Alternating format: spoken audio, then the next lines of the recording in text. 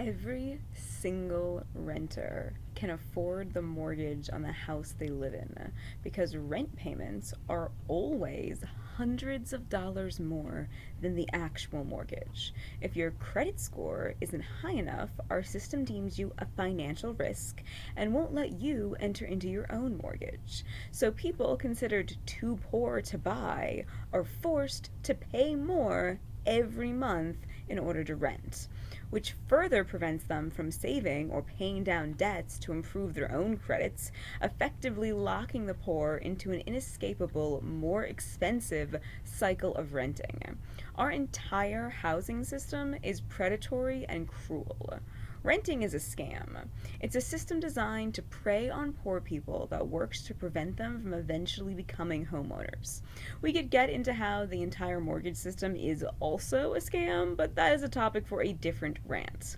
I've compiled some numbers to better illustrate this point. These are based on a $150,000 house and my local property taxes, so the numbers will vary by location, but the takeaway here is renters living paycheck to paycheck get stuck in a cycle where they are paying thousands of dollars more per year than they would if they owned that same house. And that difference keeps a lot of low income folks from ever being able to save up to buy. Our system is literally the most expensive for the people who already have the least money. And please again keep in mind these numbers are averages, but the relationship between them remains constant. If the mortgage is more, so is the rent. If the property tax is more, so is the rent. Homeowners literally roll all of their costs into the rent plus profits. That's my whole point. The rent on a house represents every single cost it takes to own it plus profits. There should not be room for profit margin on necessities, especially when that margin is often the difference that keeps renters financially disadvantaged. Okay, so let's look at these numbers. Average rent is $1,425, so that's $17,100 per year. Average mortgage for the same house is $870, which is $10,440 a year.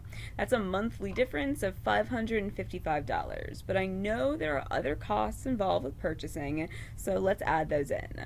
First, I want to say that I am not including maintenance fees for upkeeping the house because renters have absolutely no power to force their landlords to do maintenance, even though the landlord is technically responsible for it.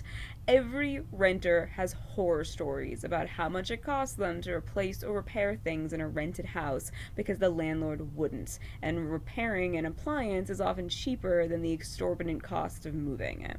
So the average property tax is $1,695 per year, and I'm including private mortgage insurance because, as I'll get into in a second, the average down payment is 7%, and you need a PMI on housing loans if you put up less than 20% down on the down payment. So average PMI for a $150,000 house is $1,500 a year, so the yearly cost to own is $13,635 until you've paid the mortgage off. Renters pay an extra $3,465 per year to live in a house that they have no control or say over. Renters pay more to be told they can't paint the house, install new fixtures, or adopt a pet.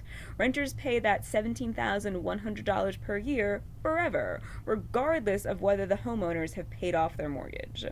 Average down payment, based again on the national average, which is 7%, is $10,300. The amount renters lose per year to the inflated costs of renting would be enough for a down payment in about 3 years.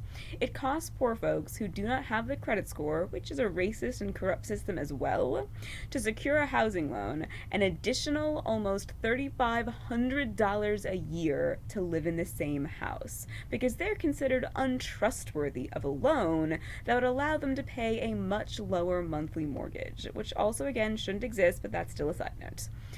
They're forced to pay hundreds more per month in a vicious cycle that works to prevent them from ever being able to acquire their own property.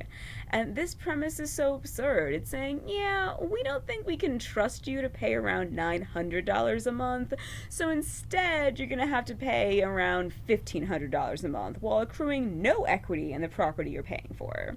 If this wasn't such a normalized practice, there would be significantly fewer barriers preventing marginalized people from having housing security. Being a renter is a financial burden on the poor, and there's no good reason for this practice to be normal.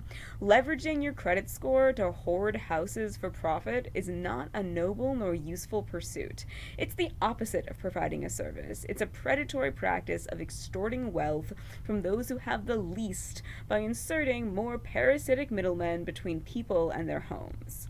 Just because some renters are able to escape the cycle doesn't mean it isn't still inherently an exploitative practice. Housing is a human right that should never be held captive for profits.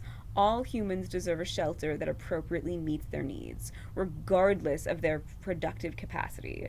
A system that allows rich people to withhold housing and inflate its monthly costs for profit is an inherently cruel and exploitative system.